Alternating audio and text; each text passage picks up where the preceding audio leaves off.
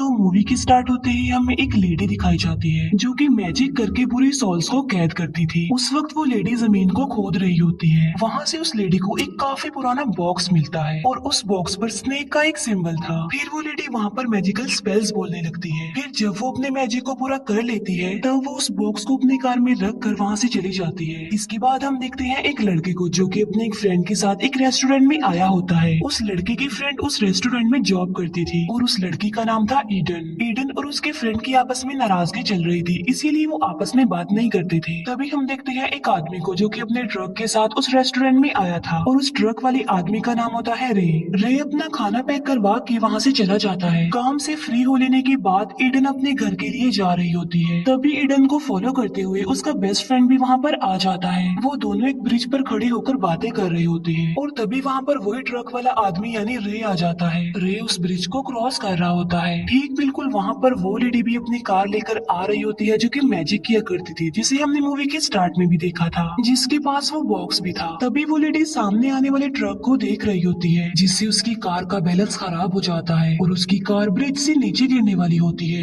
रे उस लेडी की हेल्प करते हुए उसे कार से बाहर निकालता है। इस एक्सीडेंट की वजह से उस लेडी को काफी चोट आई थी। वो लेडी बार बार रे को ये कह रही होती है कि उस बॉक्स को जल्दी से कार से बाहर निकाल दो। फिर रे उस बॉक्स को कार से बाहर निकालने के लिए कार में जाता है, लेकिन वो बॉक्स अपने आप से ही ओपन हो जाता है और उसमें से एक बड़ा सा स्नेक बाहर आकर रे को काट लेता है। अब क्योंकि वो कार ब्रिज के बिल्कुल कॉर्नर पर थी, इसीलिए वो कार ब्रिज से पूल में जाकर गिरती है। उस बॉक्स में और भी बहुत सारे छोटे छोटे स्नेक्स थे जो कि उस बॉक्स में से अब सारे ही आजाद हो चुके थे और वो सारे स्नेक एक एक करके रे को काटने लगते हैं। तब रे कार समेत उस पूल में डूबकर मर जाता है। इसके बाद वहाँ पर पुलिस और पूरी रेस्क्यू टीम आ जाती है और वो पूल से रे की डेड बॉडी को बाहर निकालते हैं और जिस लेडी की वो कार थी उसकी भी अब डेथ हो चुकी थी। कुछ देर गुजर जाने के बाद वहाँ पर एक लड़की आती है जिसका नाम होता है सीसी और सीसी मरने वाली लेडी की ग्रैंड डॉटर थी। सीसी सेफ्टी के तौर पर अपनी ग्रैंड मदर का एक लॉकेट अपने पास रख लेती है और वो पुलिस से उस बॉक्स के बारे में पूछती है जो कि उसकी ग्रैंड मदर के कार में था। सीसी की शक्ल देखकर ऐसा लग रहा था कि कोई गड़बड़ है और वो काफी डरी हुई थी। अब क्योंकि अपनी ग्रैंड मदर की डेथ की वजह से सीसी काफी सदमे में थी, इसीलिए पुलिस उसे उसके घर पर ले आती है। इसके बाद हम देखते हैं कि रे की डेड बॉडी को चेक करने के लिए एक जगह पर लाया जाता है और रे की बॉडी का एग्जामिन करने के बाद पोस्टमार्टम भी करना था। रे की डेड बॉडी के पास एक आदमी खड़ा था और उसे नहीं ये सब कुछ करना था, लेकिन तभी उस आदमी को किसी की कॉल आ जाती है। कॉल सुनने के बाद जब वो आदमी रे की डेड बॉडी वाले रूम में आता है तो वो देखता है कि वहाँ से रे की डेड बॉडी गायब हो गई है। वो रे की डेड बॉडी को वहाँ पर हर जगह ढूंढता है लेकिन उसे डेड बॉडी कहीं पर भी नहीं मिलती। फिर हम देखते हैं कि एक पुलिस ऑफिसर रे के ट्रक को उसके घर पर छोड़ने आता है, लेकिन तभी उस पुलिस ऑफिसर को वहाँ पर किसी की मौजूदगी का एहसास होता है और जब वो पुलिस ऑफिसर टर्न करता है तो वहाँ पर कोई और नहीं बल्कि रे होता है। कुछ सोचने समझने से पहले ही रे एक रॉड से उस पुलिस ऑफिसर पर अटैक कर देता है और उसे जान से मार डालता है और बाद में उसके ब्लड से उसके फोरहेड पर सांप का एक सिंबल बना देता है। इसके बाद हम देखते हैं कि ईडन अपने बेस्ट फ्रेंड से दोबारा मिल रही है। वो अपने फ्रेंड को बताती है कि एक्सीडेंट की वजह से और अपनी ग्रैंड मदर को खो देने की वजह से सीसी उस दिन काफी डरी हुई थी, इसीलिए हमें उसके पास जाना चाहिए, उससे मिलना चाहिए। अब क्योंकि बिजी होने की वजह से ईडन का फ्रेंड उसके साथ नहीं जाता, तब ईडन अपने एक मेल और एक फीमेल फ्रेंड के साथ सीसी के घर पर जाती है और वो सीसी से पूछते हैं कि तुम इतना क्यों डरी हुई थी उस दिन और तुम अजीब सा बिहेव भी कर रही थी। और यहाँ पर सीसी उन्हें सारी बात बता देती है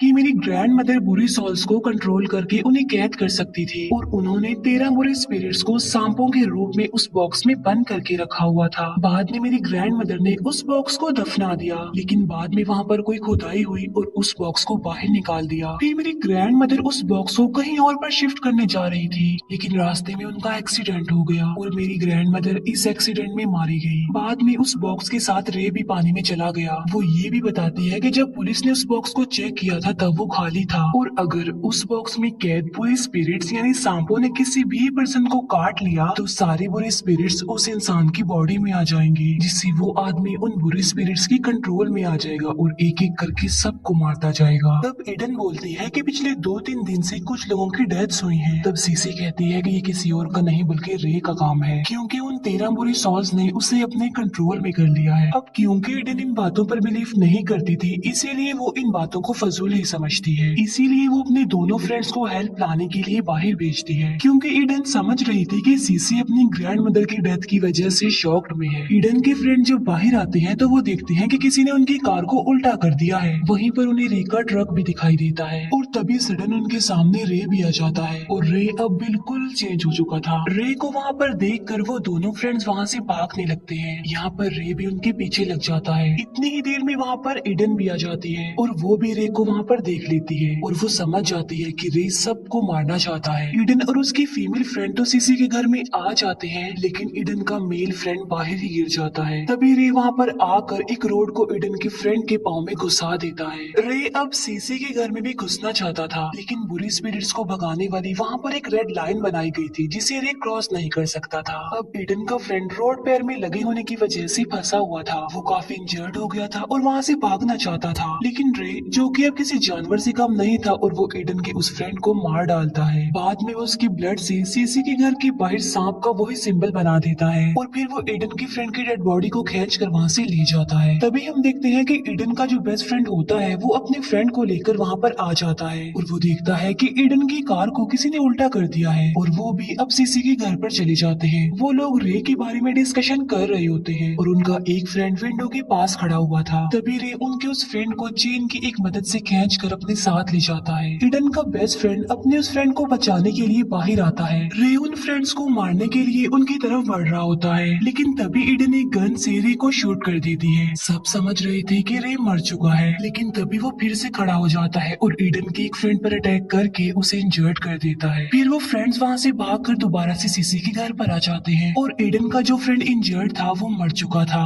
वो लोग वहाँ पर बुरी तरह से फंस चुके थे और काफी परेशान थे और वहाँ से निकलना चाहते थे। फिर ईडन सीसी से पूछते हैं कि अब इस जानवर यानी रे को रोका कैसे जाए, जिस पर सीसी कहती है कि हमें रे की बॉडी से उन बुरी स्पिरिट्स को निकालने के लिए ब्लैक मैजिक करना पड़ेगा। लेकिन अफसोस की बात तो ये है कि मैं अच्छे से ब्लैक मैजिक नहीं जानती हूँ। वो कहती है लेकिन मुझे एक दूसरा तरीका पता है जिसके लिए एक जिंदा और एक मरे हुए इंसान की जरूरत होती है। तब वो रिचुअल अपने मरे हुए फ्रेंड की बॉडी पर करने का डिसीजन लेते हैं। तब सीसी के साथ सब मिलकर वो रिचुअल परफॉर्म करते हैं। तभी हम देखते हैं कि रे अपनी टो ट्रक से घर को बांध कर खींचने लगता है, जिससे ईडन के दो फ्रेंड्स बाहर खींचे चले जाते हैं। सीसी भी वहाँ पर बुरी तरह से फंसी हुई थी। ईडन उसे निकालने की काफी कोशिश तो करती है, लेकिन वहाँ पर रे आ जाता है।